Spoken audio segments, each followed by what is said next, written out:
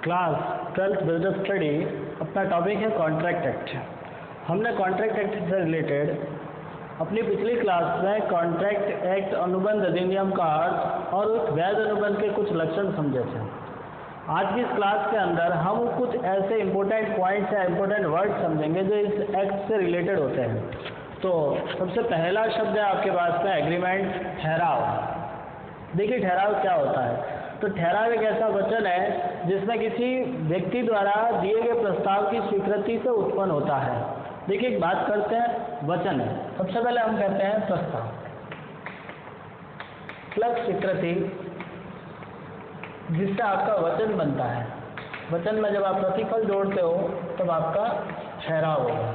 तो एक छोटा सा प्रोसेस याद रखिएगा आप लोग कि जब किसी व्यक्ति द्वारा दिए गए प्रस्ताव की स्वीकृति प्राप्त होती है तो वह एक वचन कहलाता है। और उस वचन से में जब हम प्रतिफल जोड़ते हैं तो हमारे पास एक ठहराव आता है। तो एक ठहराव का छोटा सा एग्जाम्पल हम ये समझते हैं, छोटा सा मीनिंग हम ये जानते हैं कि ऐसा वचन जिसमें किसी व्यक्ति द्वारा दिए गए प्रस्ताव की स्वीकृति से उत्पन्न होता है। वचन यानी प्रॉमिस। आप लोग जानते हो कुछ ऐसा काम, मान लीजिए मैंने किसी व्यक्ति के सामने एक प्रपोजल डाला या ऑफर डाला कि क्या आप मुझे अपना ये कार बेच सकते हो। भाई साहब ने कहा हाँ मैं बेच सकता हूँ। तो एक वचन हो गया।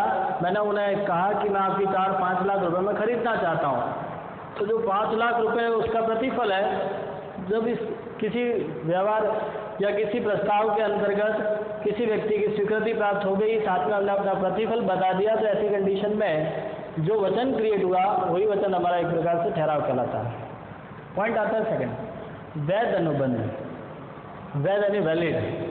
एक वैलिड कॉन्ट्रैक्ट क्या होता है? तो वैलिड कॉन्ट्रैक्ट का अर्थ हम ये देखते हैं कि ऐसा ठहराव जिसे राजनियम से प्रवर्तनीय कराया जा सकता है। वे सारे ठहराव जो कानून से मान्यता प्राप्त है, जो राजनियम से प्रवर्तनीय करवाए जा सकते हैं, उन्हें हम वैध अनुबंध कहते हैं। जैसे फॉर एग्जाम्पल आपने कार खरीदने का एक प्रपोजल डाला, आपने घूमने का प्रपोजल डाला, आपने कोई सामान लेने का प्रपोजल डाला, आपने अपना सामान एक स्थान से दूसरे स्थान पर भेजने का प्रपोजल दे रहे हो। तो इस प्रकार के जो प्रस्ताव है, इस प्रकार की जो स्वीकृतियां हैं, वो आपके लिए वैध अनुबंध का हिस्सा मानी जाती है। नेक्स्ट, एक स्टेटमेंट आपके सामने लिखा है कि सभी अनुबंध ठहराव है परंतु सभी ठहराव अनुबंध नहीं है। देखिए ये जो ठहराव था इसमें केवल मात्र प्रस्ताव और स्वीकृति है। हमने यहाँ पे ये क्लियर नहीं कहा कि आपका प्रस्ताव या स्वीकृति किसी वैधानिक उद्देश्य के लिए हो तब वो एक वैध ठहराव कहलाता है। लेकिन अपने पास में कई ऐसे ठहराव भी है, कई ऐसे एग्रीमेंट है जो लीगल पर्पज से नहीं है, तो वो एक प्रकार से इनवैलिड कॉन्ट्रैक्ट के अंदर आता है, इनवैलिड एग्रीमेंट कहलाता है। हम बात इसकी कर रहे थे कि सभी अनुबंध ठहराव है लेकिन सभी ठहराव अनुबंध नहीं है। देखो एक बार फिर से हम अनुबंध की परिभाषा समझते हैं। अनुबंध की परिभाषा ये थी हमारे सामने कि एक ऐसा ठहराव जिसे राजनियम से प्रवर्तनीय कराया जा सकता है।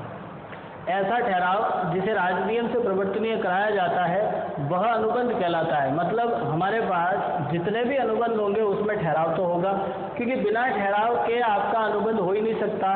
शब्द ठहराव का मतलब होता है एग्रीमेंट। एग्रीमेंट मतलब आपको प्रस्ताव करना, सामने वाला स्वीकृति देगा। जब तक कोई व्यक्ति इस प्रस्ताव और स्वीकृति प्राप्त नहीं करता आपका कॉन्ट्रैक्ट बन नहीं सकता। प्रस्ताव प्लस स्वीकृति से आपका एग्रीमेंट बनता है और जितने कॉन्ट्रैक्ट होते हैं वो सारे एग्रीमेंट के बाद ही बनते हैं। Because our definition and meaning is the agreement in which enforceable of law. जब तक आपका कोई एग्रीमेंट आप किसी लॉ से एनफोर्सेबल नहीं करा सकते हो तब तक वो कॉन्ट्रैक्ट नहीं है। तो सारे एग्रीमेंट आप अपने लॉ से एनफोर्सेबल करा लेते हो, राजनियम से प्रवर्तनीय करा लेते हो, तब जाके वो अनुबंध बनता है। तो हमारे जो अनुबंध बन गए हैं वो सारे ठहराव होते हैं, लेकिन सारे ठहराव अनुबंध नहीं होते। क्यों नहीं होते? क्योंकि जरूरी नहीं है कि जितने भी आपने ठहराव किए हैं वो सारे के सारे एनफोर्सेबल हो जाए।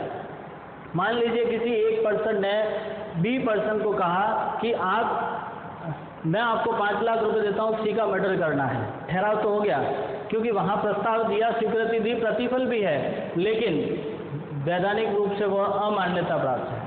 वैधानिक रूप से वह इल्लीगल हम मानते हैं, उसको हम एक प्रकार से अस्वीकार्य है। कानून उसको ऐसा कार्य करने के लिए परमिशन नहीं देता है। तो इसी कारण वो ठहराव आपका अनुबंध नहीं बनेगा तो हम इस स्टेटमेंट का अर्थ इस प्रकार से जानते हैं कि सारे अनुबंध ठहराव होते हैं, क्योंकि बिना ठहराव के अनुबंध होता नहीं है, और सारे ठहराव अनुबंध नहीं हो सकते, क्योंकि आईडी अनुबंध वही होगा जो हम राज्य नियम से प्रवृत्ति में करवा सकते हैं।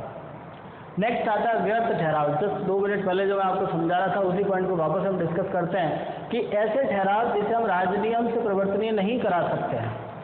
राज्य नियम से प्रवर्तनीय का मतलब किसी बिजनेस लॉ में एनफोर्सेबल है, कोई बिजनेस लॉ उसे परमिशन देती है तो वो हमारे लिए वैध होगा, और नहीं देती है तो अवैध होता है, व्यर्थ होता है। व्यर्थ यानी वॉइड एग्रीमेंट। एक आता है वैध अनुबंध, बहुत इंपॉर्टेंट पॉइंट है आपके लिए, थोड़ा समझने की कोशिश करना।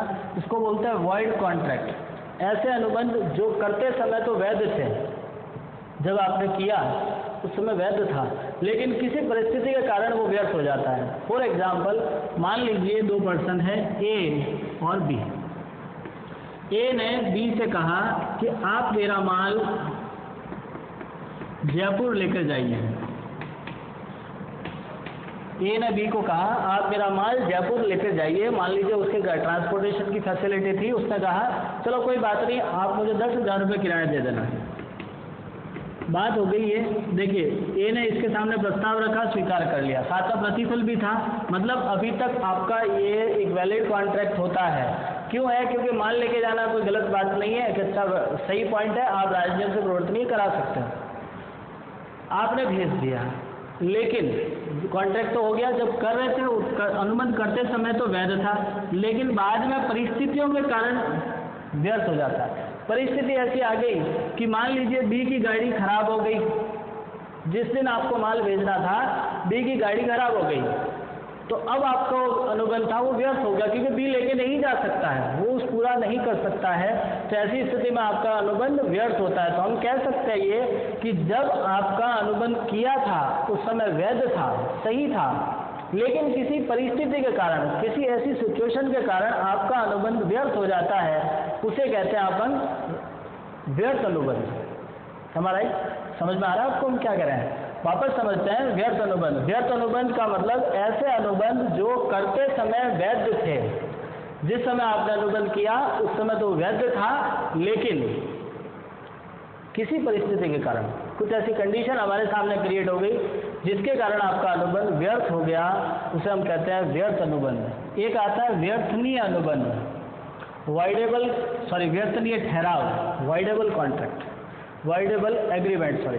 देखो, वाइडेबल एग्रीमेंट का मतलब होता है कि ऐसा ठहराव जिसमें एक पक्षकार की इच्छा तो व्यर्थ है, परंतु दूसरे पक्षकार की इच्छा व्यर्थ नहीं है। देखिए, 2 पक्षकार होते ही हैं आपके अनुबंध में, बिना 2 के आपका अनुबंध हो नहीं सकता। तो ऐसा अनुबंध, ऐसा ठहराव जिसमें एक पक्षकार तो चाहता है अनुबंध करना और एक पक्षकार नहीं चाहता है। फॉर एग्जाम्पल, हम इसी पॉइंट को फिर समझते हैं। मान लीजिए ए बी का माल लेकर जयपुर पहुंचा, लेकर चला गया, बात हुई थी आप माल जयपुर लेकर आइए, मैं आपको 10,000 रुपये दे दूंगा, ठीक है।